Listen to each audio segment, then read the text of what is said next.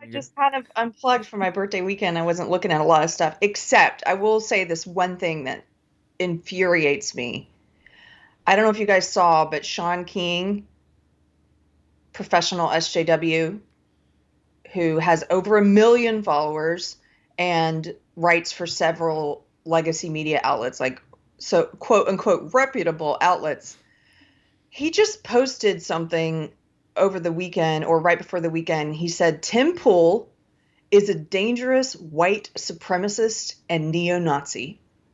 Yeah. And I'm sure it's not the first time that Tim Pool has been called these names. I mean, as we know, the woke left uses those words for anyone who's not woke. It's incredibly immoral to do so.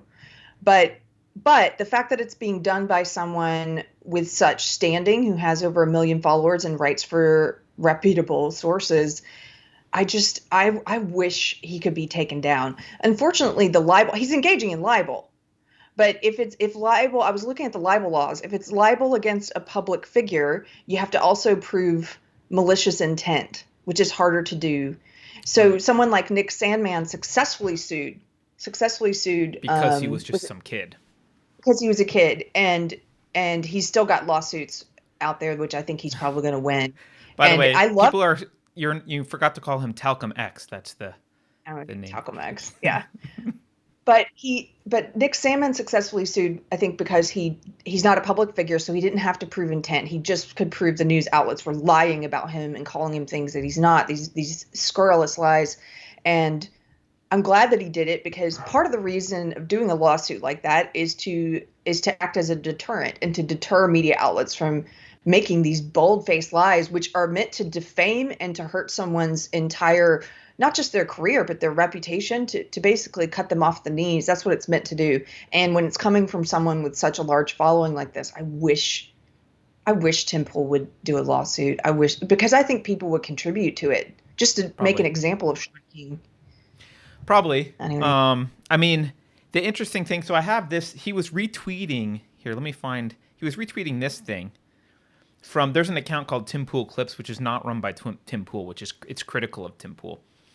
And Sean King was retweeting, I think, this tweet that says, "Now that it has been revealed that at least one of the militia members who was arrested for plotting to kidnap Michigan's governor was a Tim Pool viewer, we have to start asking whether Tim Pool has any sort of culpability given his extreme rhetoric toward the governor."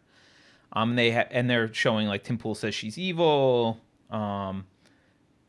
He's the lockdown is fascism. Blah blah blah. You know what this carried in light of the other thing that happened this weekend? This is just so rich to me. So this guy in Denver, the shooter in Denver. We'll talk about Denver in a minute, but the shooter in Denver this weekend. So you hear the mainstream media and the left, and people like Sean King will retweet this thing about Tim Pool.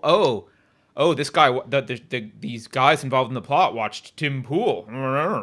Must be on the right. Must be right wing. He must be culpable, right? The Denver Which, shooter, by the way, is all about the behavior of the kidnapper. It's nothing about what Tim Pool said. right? It's nothing about Tim Pool's behavior. Right. You're trying to indict him for the behavior of another. He didn't tell anyone to go out and kidnap someone. He doesn't support that. Well, on the other hand, you got the shooter in Denver, literally hired by an NBC affiliate, hired by 9 News for their security. Also listened to things. He was a Bernie guy, I think. He listened to Young Turks. Okay, where is all the outrage about, well, is NBC liable for radicalizing this guy who shot the dude? Where's the outrage against Cenk and the Young Turks for? Are they some Where's that? militant supremacists now because one of their listeners did something? No, of course not, because that's ridiculous. But certainly They the other way never around. hold themselves to their own ridiculous standard. They're Right. such hypocrites. Right. He's so immoral. And I want to say something. My friend Sonia Trejo posted this. It's on Facebook, so I wish it was on Medium. But it is a public post. Maybe we can link it in the comments. She wrote a really great post, which I thought was very succinct in outlining the 3 immoral acts that you commit when you call someone a white supremacist who is not. And number one, you put their life in danger. Because what do we do to white supremacists and Nazis? What do we do to them? Obviously, They're awful people. we take right. violent action against them generally. You are putting their life in danger. So that's the first immoral act that Sean King is engaging in. Number two, you're terrifying people with your lie. That's an immoral act. You're scaring people and letting them believe that guy over there is a white supremacist. That guy too. That guy too. You're falsely, you're in a room full of monsters. Right. You're falsely telling them that all these white supremacists are around them all the time and in society, and you're elevating the panic and fear. And we've seen this with people who literally believe that Trump is a white supremacist, or they believe this bullshit.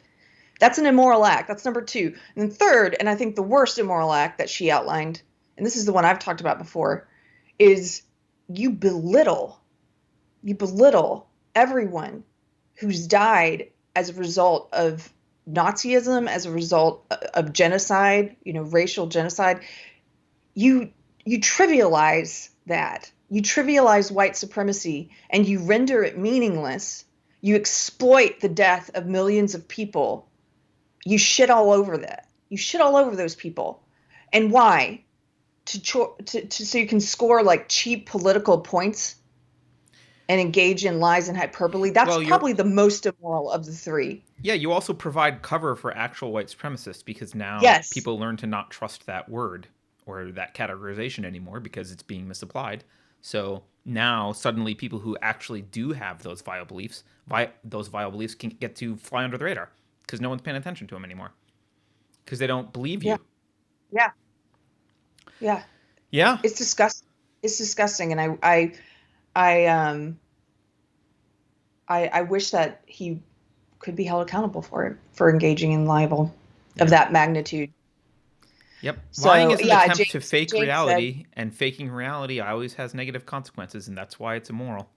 You can't. James Taylor adds an obvious one. He says lying is itself an immoral act. So it's actually four immoral acts that you're committing when you do that.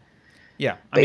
I think she's talking about the immoral consequences of a single immoral act, which is lying. But you're right. And I just want to, so we can have a moment of levity. I've heard Talcum X before, but I've never heard Martin Luther Cream. Somebody oh my God. Chat. All right then.